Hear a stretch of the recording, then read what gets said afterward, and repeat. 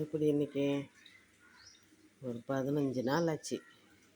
எங்கள் puppy periods டே வந்துச்சு குழந்தைக்கு. 15 நாளாக குழந்த எங்கள் வீட்டு பாரு. அப்போ கூட அடங்குதா போய், அப்போ கூட அடங்குது. எங்கன்னா நாய் குலைச்சா உனக்கு தான் உடம்பு சரியில்லையே, பெசாத இருக்கலாம்ல. அங்கே பூனை எட்டி பார்க்கறது, உடம்பு தான் சரியில்லையே, சைலண்ட்டாக கொஞ்ச நேரம் இருக்க வேண்டியது தானே. 15 நாளாக உனக்கும் உடம்பு சரியில்லை, உன்னை காவந்து பண்ணின்னு வச்சுக்கிறோம். தயிர் சோறு ஐஸ்கிரீமு அது இது போட்டு உடனே பார்த்துக்கின்னு இருக்கோம். நீ அப்போ கூட அடங்கிறது கிடையாது. உன்னை காவந்து பண்ணின்னு இருக்கிறோம். உனக்கு ஒரு ஆப்ரேஷன் பண்ணியிருந்தா நல்லா இருந்திருக்கும். உங்கள் அப்பா அதுக்கு ஒத்துக்க மாட்டேங்கிறாரு. குழந்த மேலே கத்தி படக்கூடாது, 6 மாதத்துக்கு ஒரு வாட்டி தானே, நம்ம பார்த்துக்கலாம் வீட்டில் தானே இருக்குதுன்னு சொல்லிக்கின்னு உன்னை வச்சுன்னு இருக்கான் உங்கள் அப்பன். நீ நடனா அட்டகாசம் பண்ணுற. அமக்களை மாரி பப்பிட்டியா என் தங்கத்துக்கு ரொம்ப சரியில்லைடி, என்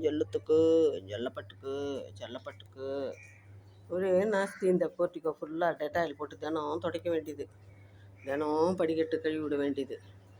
இதை நேற்று தான் நல்லா குளிப்பாட்டணும். இன்றைக்கி கொஞ்சம் லேசாக இருக்குது. மறுபடியும் குளிக்க வைக்கணும். குளிக்கணும்னா கோவப்படுது. உக்காந்துக்கினே தூங்குது பேர். ராவிக்கெல்லாம் கழிட்டுறது அதிகம்.